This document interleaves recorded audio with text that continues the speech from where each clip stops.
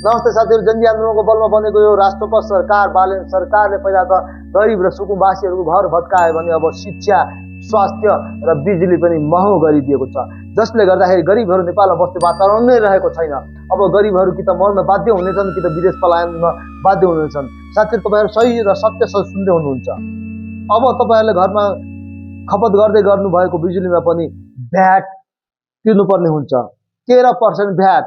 यस कारणले गर्दाखेरि तपाईँको घरको बिजुलीको महसुल पनि धेरै मात्राले बढ्नेछ। धेरै शुल्क तपाईँहरूले अब बिजुलीमा तिर्नुपर्नेछ। यसैका काङ्ग्रेस र एमालेका सरकार, माओवादीका सरकारले बिजुलीमा भ्याट लगाएका थिएनन्। अझ प्रचण्डको सरकार हुँदाखेरि कुलमान घिसिङले भन्दाखेरि तपाईँहरूले धेरैभन्दा धेरै बिजुली खपत गर्नुहोस्, किनकि हाम्रो देशमा रहेको बिजुली खेर गइरहेको छ। त्यसकारण तपाईँहरू धेरै खपत गर्नुहोस्। र त्यही बेला नेपालमा इभीहरू प्रवेश गर्न थाले, इलेक्ट्रोनिक भेहिकल गाडीहरू प्रवेश गर्न थाले, सार्वजनिक रूपमा इभीहरू चल्न थाले। तर अहिलेको सरकारले के गरेको छ भने बिजुलीमा 13% भ्याट मात्र थपेको छैन कि इभी गाडी जुन भारतको अब अन्य मुलुकबाट नेपाल छिर्ने गर्दछ त्यसमा पनि भ्याट महसुल लगाउन थालेको छ, अतिरिक्त महसुलहरू बढाएको छ, जसले गर्दाखेरि अब इभी गाडीको मूल्य त बढ्यो, इभीको भाडा पनि बढ्नेछ भने घरमा बिजुलीको महसुल पनि बढी हुनेछ। तराईको गर्मीमा पंखा चलाउनु पनि बाध्यता रहेको छ, कुलर चलाउनु पनि बाध्यता रहेको छ। गरिबभन्दा गरिब मान्छेले पनि पंखा चलाउँछन्, गरिबभन्दा गरिब मान्छेले पनि रगत बेचेर भए पनि कुलर लगाएका छन्। तिनीहरूले अब त्यो कुलर र पंखा चला बापत खपत गरेको बिजुलीमा 13% भ्याट तिर्नुपर्नेछ र तिनीहरू खेत बेचेर बिजुली बाल्न बाध्य हुनेछन्। त्यति मात्र होइन साथीहरू, यदि तपाईँहरू निजी स्कुलमा आफ्नो बालबालिका पढाइरहनु भएको छ भने अब तपाईँहरूले झन् चर्को मूल्य तिर्नुपर्नेछ। तपाईँहरूले निजी स्कुललाई तिर्नुपर्ने रकम त तिर्नै पर्नेछ। त्यसबाहेक पनि समानता शुल्कको रूपमा सरकारलाई पनि तपाईँहरूले पैसा बुझाउनु पर्नेछ, मूल्य तिर्नु पर्नेछ, जसले गर्दाखेरि तपाईँको गोजी झन्झन खाली हुँदै जानेछ। त्यति मात्र होइन साथीहरू, स्वास्थ्यमा पनि तपाईँहरूको अब मूल्य बढ्नेछ।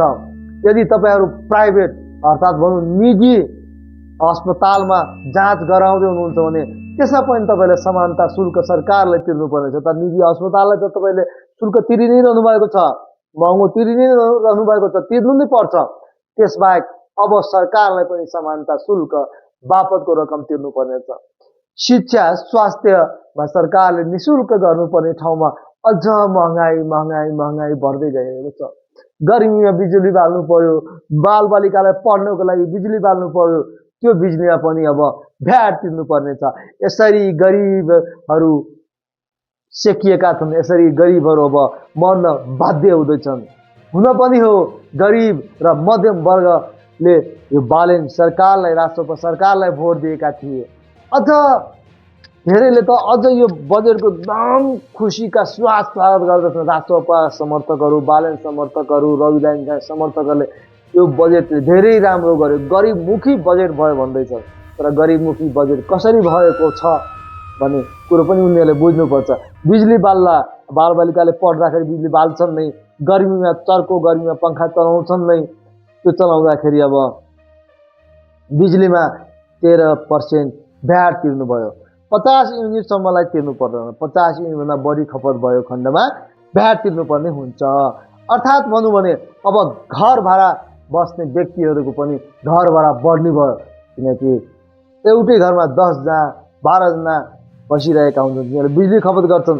घरपट्टिको मिटरमा उठेको बिजुली महसुलमा 13% भ्याट लाग्ने भयो र त्यो घर साउले अब घर बहालमा बस्ने विद्यार्थीहरूसँग 13% लागेको भ्याट पनि जोडेर लिने भयो।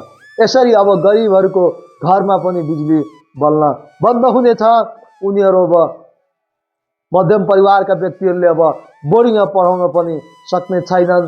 स्वास्थ्यमा पनि अब उनीहरू सरकारी हस्पिटल जानुपर्नेछ, निजी अस्पतालमा उनीहरूले जाँच गराउन सक्ने छैनन्।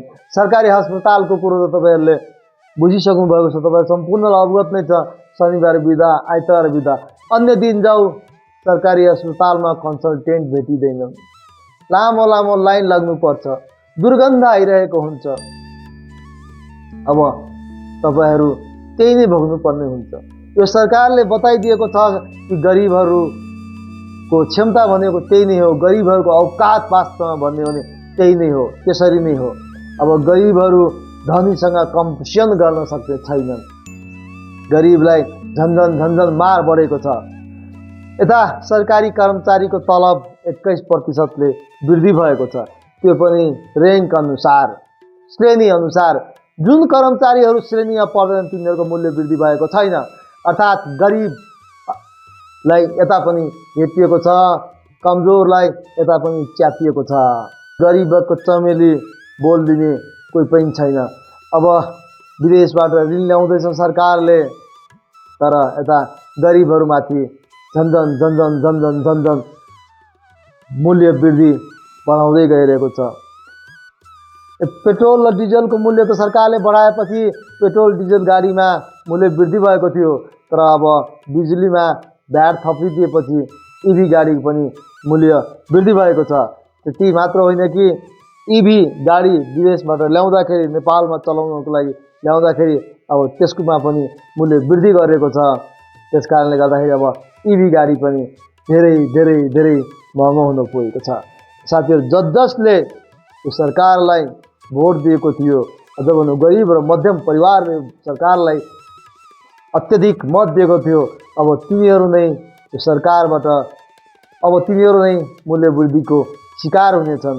यो सरकारले गरिबलाई बजेटमा समावेश गराउन सकेन, तर मूल्य वृद्धि भने गराइरह्यो। सरकारले कल कारखाना खोल्ने भनिराख्दाखेरि वीरगञ्ज चिनी कारखाना, कृषि औजार कारखानाको बारेमा केही पनि बोलेको छैन। दुईवटा अन्तर्राष्ट्रिय विमानस्थल लगभग बन्दको स्थितिमा छ, लुम्बिनी अन्तर्राष्ट्रिय विमानस्थल र पोखरा अन्तर्राष्ट्रिय विमानस्थल।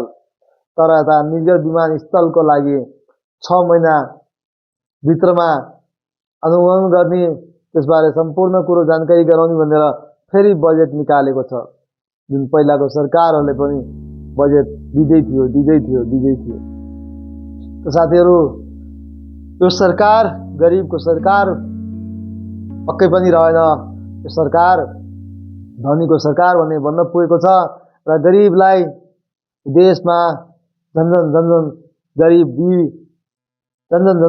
गरिब बनाउने खेल भएको यो बजेटले देखाउँदैछ।